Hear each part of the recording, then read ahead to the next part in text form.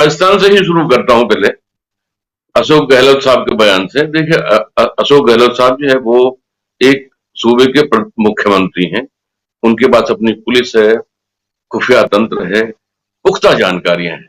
तो एक बहुत जिम्मेदार आदमी है, और एक बहुत ही जिम्मेदार आदमी ने ये बात कही है। और ये बात कही है ये जानते हुए भी अगर ऐसा हो रहा है तो इससे उनको नुकसान होने वाला है। उनको इस बात का प्रचार भी नहीं करना है पॉलिटिकली, उनके उनके हक में नहीं है, इस बात को कहना भी उनके हक में नहीं है।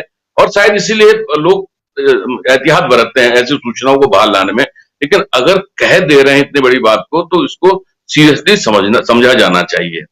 लोढ़ा साहब ने जो प्रयोगशालाओं की बात कही, तो ये प्रयोगशालाएं संघ परिवार की प्रयोगशालाएं कई तरह के प्रयोग कर रही हैं। और मुजफ्फरनगर का दंगा भी एक प्रयोग ही था, दिल्ली का दंगा भी एक प्रयोग था, हरिद्वार में जो कुंभ के दौरान बहुत सारे प्रयोग हुए और उसके बाद ये धर्म संसद हुई।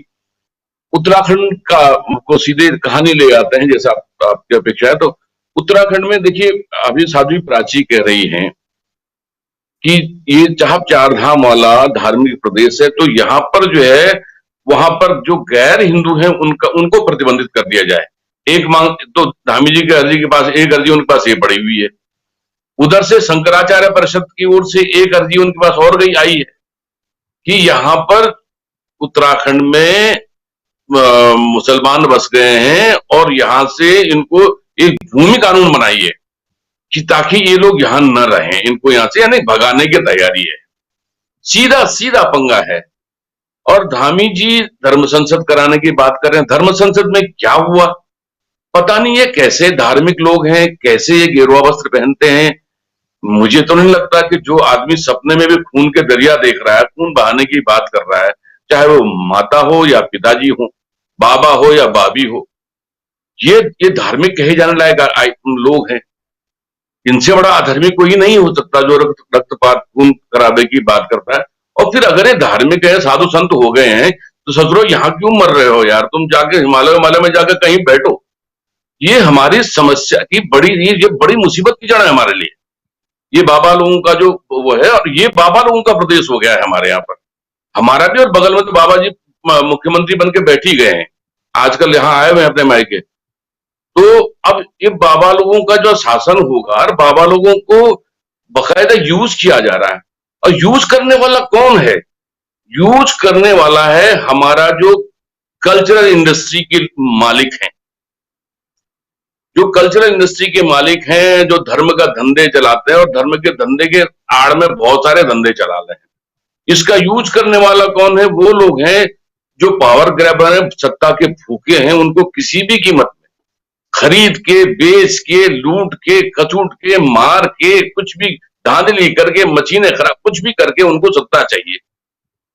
तो ये तो पता नहीं कहां हम जा रहे हैं। अशोक गहलोत जी ने एक छोटा सा बात उठाई है, लेकिन हम ये जो दौर है, मुझे लगता है राजीव जी हम बहुत एक खतरनाक दौर में बढ़ रहे हैं। और सत्ता के लिए ये सारे प्रयोग एक्चुअली सत्ता के लिए हो रहे हैं। सत्ता में कुछ ऐसे लोग चाहिए जो इस तरह के प्रयोग करते रहें, डराते रहें। कुछ नहीं है, सारे मुसलमानों को इस देश से पाकिस्तान के बराबर मुसलमान हमारे देश के अंदर है, इनको सबको मार नहीं सकते, आप खत्म नहीं कर सकते। लेकिन आपको एक माहौल बनाए रखना है कि इनको भगाओ, मारो, उनको परेशान करो, शोषित करो, किसी भी तरह करो, डरा डरा के रखो। और उनको डरा के रखने से बड़ा वाला ये जो बड़ा भाई है, जैसे अभी भाई साहब ने कहा कि 8 लोगों में हैं और 2 उधर हैं, तो डरेगा कौन, हालत कितनी पत्ती होगी, कौन क्या करेगा।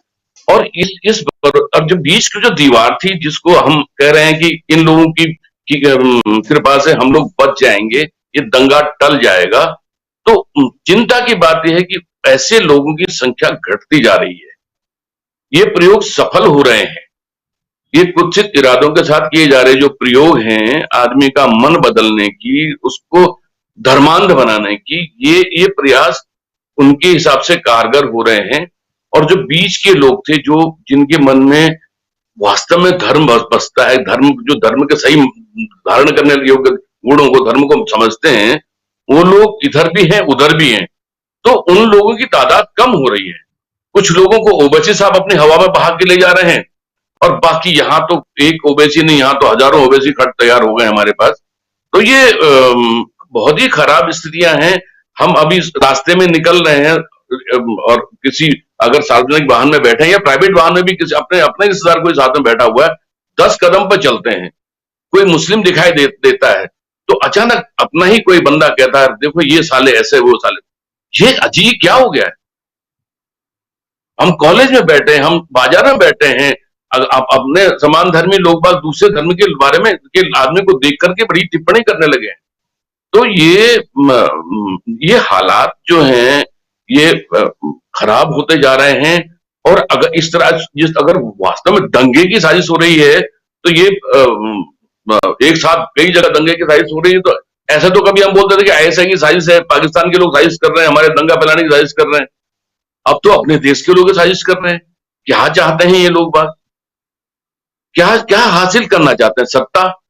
क्या सत्ता हासिल करने के लिए ये जरूरी, ये सब तक जाना जरूरी है क्या? और फिर संभलेगा कैसा ये देश? ये जो ताना बाना है, ये जो बना हुआ है जिसमें हिंदू भी है, मुसलमान भी है, सिख भी, ईसाई है, अगर इसको दरकाओगे तो कहां कहां दरकाओगे? और ये ऐसा ताना बना है कि आप एक जगह से इसको छेड़ोगे तो ये बहुत पूरा पूरा आप ताना बाना ही खराब हो जाएगा, सब गड़बड़ हो जाएगा। तो कौन इनको विवेक देगा? मुझे नहीं, जिनको विवेक देने, शंकराचार्य हमारे सबसे बड़े धर्मगुरु होते हैं हिंदुओं के, और शंकराचार्य परिषद का आह्वान आप देखिए क्या हो रहा है। धर्म संसद, एक तो संसद हो रही है जो दिल्ली में उठकर, एक धर्म की संसद हो रही है। और धर्म की संसद क्या फैसला कर रही है, क्या नीति बना रही है? संसद विधि विधान बनाती है। इनके विधि विधान क्या है? मार डालो, काट डालो, भगा दो। तो ये जो दौर है ये खतरनाक दौर है। गहलोत साहब ने जो इंगित किया है, जो इस समय को लेकर के पता नहीं क्या होने वाला है। 44वें संशोधन में हमने अपने संविधान में 3 शब्द जोड़े थे, सेकुलरिज्म, इंटीग्रिटी और सोशलिज्म। 42वें में, सॉरी। और बाद में इनको बदल दिया गया। इन बहुत सारी चीजें बदल दी गई उस समय की, जो एक मिनी कॉन्स्टिट्यूशन बना था। लेकिन ये 3 शब्द अभी हमारे प्रेम्बल में बने हुए हैं। और मुझे अपने संविधान की प्रस्तावना में ये तीनों शब्द हिलते हुए दिखाई दे रहे हैं। तो ये बड़ी चिंता का विषय है। तमाम विद्वान लोग इस पर चर्चा कर रहे हैं और अपेक्षा यही कि लोग समझें इस हमारा दौर, ये खराब दौर आ गया है, बहुत खराब दौर में पहुंच गए हैं। और मेरे ख्याल से इन लोगों को भी, जो लोग ये सब प्रयास कर रहे हैं, उनको समझना चाहिए कि सत्ता के लिए और भी तरीके हैं भाई, और कुछ करो, लोगों का मन ढंग से जीतो, ये सब और भी तरीके हैं, उनका भला करो यार। उनको राशन वासन आप बांटे रहे हो, और भी कुछ और भले काम कर लो। तो ये इससे लोग आपके साथ आएंगे, आपको वोट देंगे, कुछ अच्छी योजनाएं लेके आए। लेकिन ये जो समाज का ताना बाना आप खराब कर रहे हो, ये देश संभलेगा नहीं। ये देश छोटे छोटे रजवाड़ों से कब से छाए हुए देश में, और ये देश एक यूनाइटेड इंडिया है ये। और जो आपकी रणनीति है वो यूनाइटेड इंडिया के बिल्कुल अगेंस्ट है। ये जो वोट की रणनीति, जो सियासत है, वो देश के ताने बाने के अगेंस्ट है, इस देश के आत्मा के खिलाफ हो रहा है। तो प्लीज हम तो उनसे आग्रह करेंगे कि भाई ऐसा मत करो। और साधु संतों से मेरा तो आग्रह है कि भाई बाबा लोग अब कहीं आराम से आप लोग भजन कीर्तन करें। ये कहाँ मतलब खून खराबा कराने पे तुल गए हैं आप लोग? ये सब बातें न करें। अगर धर्म संसद यहाँ पर होंगी तो खराब मैसेज जाएगा। और अगर इस तर्ज पर होंगे जिससे यदि नरसिम्हानंद और ये वो सब करते हैं, ऐसे वो बहुत सारी माताएं भी हैं उसमें, पता नहीं उनको तो माता कहने में भी शर्म आ रही है, क्योंकि माता के गुण उनके अंदर एक भी नहीं है। जो सात्विक एक, ना तो उनके सात्विक गुण है, न माँ के गुण है उनके अंदर, लेकिन उनको माँ और सात्विक शब्दों से हम नवाजते हैं। अब तो राजीव जी ये सीन है। अगर आप यहाँ पर ऐसा उत्तराखंड में ऐसा कुछ होता है, धर्म संसद होती है, तो ये दूर तलक बात जाएगी, इसका मैसेज खराब जाएगा आगे तक। और जो अशोक गहलोत साहब कह रहे हैं, और बाकी जहां तक धामी साहब की बात है, तो धामी साहब को तो भाई हार के भी मुख्यमंत्री बनाए गए हैं, और उनको वही करना है जो हुक्म होगा। उत्तराखंड में जो भी मुख्यमंत्री होता है, वो किसी पार्टी का रहा हो, वो वही करता जो हुक्म होता है ऊपर से। और धामी साहब तो बेचारे बहुत ही निरीह आदमी हैं, तो उनको तो ये बड़े सौभाग्यशाली की अचानक उनको पहली बार मुख्यमंत्री बना दिया, दूसरी बार मुख्यमंत्री, बहुत तजुर्बा भी नहीं है उनको। और ये सब हाके जाने वाले मुख्यमंत्री हैं उत्तराखंड के लोग। तो अगर यहाँ पर ऐसी स्थिति होगी तो धामी साहब मैं क्या वही निर्णय लेंगे जो उनको लेने के लिए कहा जाएगा, और जो कहने वाले हैं उनकी नीयत में मुझे बहुत बढ़िया नहीं लग रही है। राजस्थान में भी वही नीयत है, उत्तर प्रदेश में वही दिखाई दे रहा है, तो ये राजनीति पहली बार